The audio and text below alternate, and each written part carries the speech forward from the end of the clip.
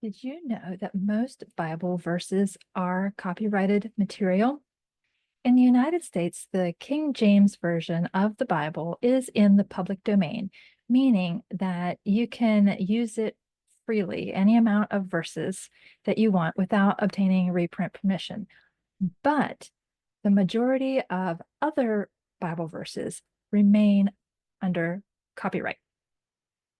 I'm going to get into the details of that in just a minute, but first I want to invite you to hit that subscribe button below if you haven't already, so you don't miss out on future writing and self-publishing tips. And I want to encourage you to stick around the whole way to the end of this video, because I'm going to be sharing some examples, sharing my screen with you to show examples, as well as letting you know about a related and equally important question regarding scripture verses. All right, so back to Bible verses being copyrighted material. Why are they under copyright? Well, because Bibles are produced by publishing companies who invest a lot of time and money into translating God's holy word and then formatting the text according to their own unique styles. They incorporate, references and study notes and illustrations and graphs and different things like that, so that their version is different from other publishing companies' versions of the Bible, right? And so what does all of that mean for you as a writer or an author? Well, it means that you need to know when and where to properly attribute the publisher in your book. So most publishers generously allow you to use 500 verses of scripture without having to obtain written reprint permission, okay? But there are a couple of qualifications attached to that. So they allow you to do that, but you need to do a couple of things in return. So this is where I'm going to share my screen, and we're going to look first at the ESV, the English Standard Version, which is published by Crossway. So I went to the crossway.com website, and here we have their copyright page. So this is their reprint permission page. And what you want to do is scroll down here to their permissions notice. And this paragraph in particular is really important. It reiterates the 500 consecutive verses that you're allowed to use without express written permission. But it also goes on to say, provided that the verses quoted do not amount to more than 1/2 of any one book of the Bible or its equivalent measured in bytes. So for ebooks or audiobooks. And provided that the verses quoted do not account for 25% or more of the total text of the work in which they are quoted. So what does that mean? That means that you have to come up with enough of your own unique material and just offset it or supplement it with some scripture. Your book isn't allowed to be primarily their Bible verses, okay? And when it comes to where you need to place it, they also share that as well. It says that the notice of copyright must appear as follows, which means you have to use their wording, on the title page or copyright page of printed works. So in the copyright page of your book, you would want to copy and paste this exact paragraph between the quotation marks. Okay. And if you happen to use more than one different version of a Bible, if you use scripture from multiple versions, then you would use their permissions like this, where it says that unless otherwise indicated, all scripture quotations are from XYZ publisher, right? So you want to make sure that you read all of their permissions carefully and follow their instructions, okay? They make it easy for you. They make it, just go to their website. Let me show you another one real quick. This one's Thomas Nelson, and they put out a number of different Bibles. They actually, let me scroll back up here.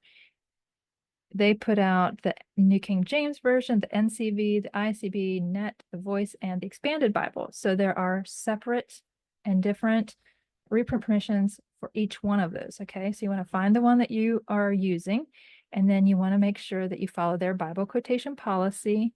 And every publisher seems to use different verbiage. Like this one says gratis use guidelines. So these are the requirements.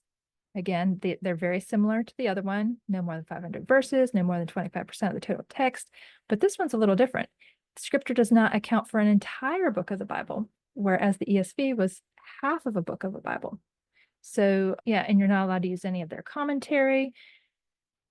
And it must be properly cited. And they're going to give the examples of that, and where you should place it again in the copyright page. So let me stop sharing the screen share. And I hope that gave you a visual of what to look for whenever you go to the website of whatever Bible translation you are using in your book.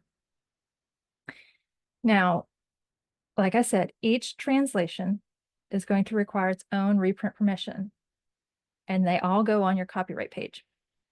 So you need to include for each and every one. So if you use 4 different translations, you're going to have 4 different copyright reprint policy notices, right? And so that might mean that your copyright page turns into 2 copyright pages, right? But you want to make sure that you do attribute the publisher properly. Okay, so right now you might be wondering, well, exactly where can I find the reprint notice for each translation? So like I mentioned, go to the publisher's website and look for a link that says something like reprint permission, copyright notice, copyright page, fair use policy, publishing rights, anything like that. But to make this process even easier for you, I've included direct links in the caption below so that you can go directly to some of the reprint policies for some of the most popular translations that are out there right now.